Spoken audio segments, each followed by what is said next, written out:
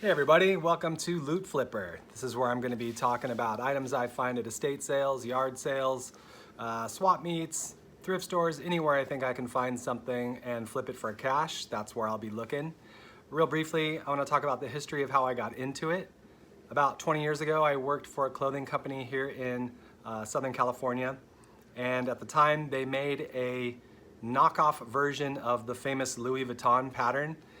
And they made button-up shirts, t-shirts, hats, a bunch of other clothing items like that until they were served a cease and desist from Louis Vuitton. I was able to acquire a few of those items, a couple button-up shirts, a couple t-shirts, not a ton of stuff. I wish I had grabbed more actually, but I sold them on eBay and I made quite a bit of cash off of them because obviously they were, sought after and rare items. You can still look them up now. I found a couple just the other day. I just, out of curiosity, went to look to see, and they're still floating around out there, worth a lot more than they were when I sold them. But I did make a good little bit of cash on them, and it kind of inspired me to go find other stuff. So I've dabbled in loot hunting, treasure hunting, whatever you want to call it, over the years, and I've had some success selling all different kinds of things like books, action figures, hero clicks, things like that, and I get a lot of enjoyment out of it. It's fun. I approach it like an actual treasure hunt, and I don't know if you've ever gambled and you get that feeling right before you hit a jackpot or something. That's kind of how it feels for me when I'm out there looking for stuff. So it's fun, and I thought I would make this channel to talk a little bit about it, maybe follow some people that have similar interests, and maybe make it interactive and find out about some of the discoveries some of the people out there have made. So moving forward, I most recently went to an estate sale last Friday, and I gave myself, I told myself I was gonna buy 2 items and bring them home. I live in a studio condo. It's pretty small, so stacking up tons of junk is really not an option. So I tend to just buy things and flip them as quickly as possible. So I went to this estate sale, and I looked it up online first, and looking at the pictures, I could see that it was a very old home, very lived in, just tons of stuff accumulated over the years. They had a garage, like a secondary structure in the backyard that was full of old tools, artwork, all kinds of stuff like that. That's the kind of dig I'm into, where it's like just hasn't been looked at in forever.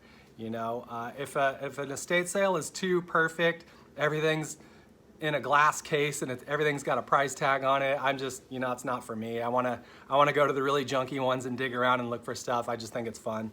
So, well, I didn't find a ton of stuff that I wanted to buy. They had bigger pieces, like furniture pieces and art that was done by the people that live there, things like that, that I, just wasn't calling to me. I did, however, find a book that was obviously really old, and it wasn't in great condition, but it just kind of called my name, so I grabbed it, and it was the only item I left the estate sale with that day, and it was The History of Women's Suffrage by Susan B. Anthony, Volume 4.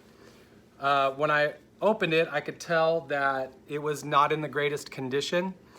It had been, I don't know if it had been out in the yard. It doesn't look like it's been rained on or anything like that, but it is pretty worn, pretty rough around the edges, but obviously of great historical significance and the author. So I opened it up and I saw that there was some writing on the inside cover.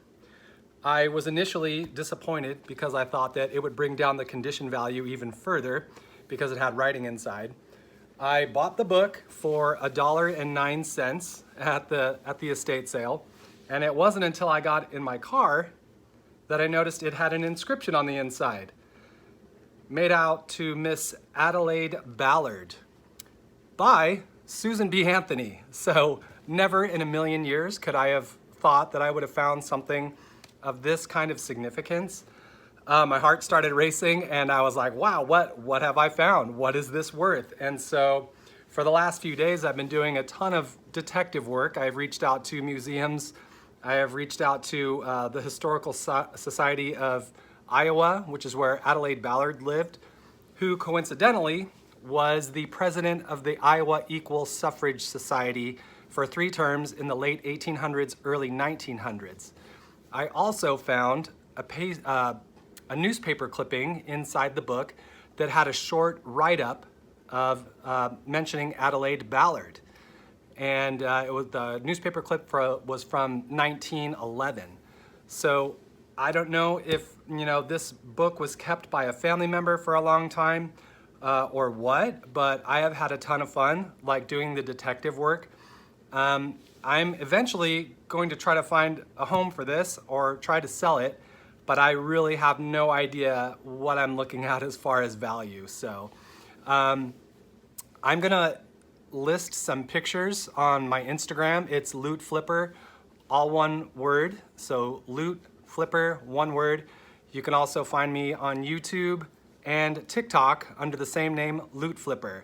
And I'm gonna post those pictures on Instagram, so if you'd like to check them out, please feel free to leave a comment, hit like, hit subscribe, share this with anyone that you know that may also be a treasure hunter or finds this interesting. And I will be looking forward to hearing from you guys. And I'm gonna do a results video. Hopefully I'll get some answers this week, and I'll do a results video and I will post that. And I will hope to hear from you guys soon. So have a great day. Bye.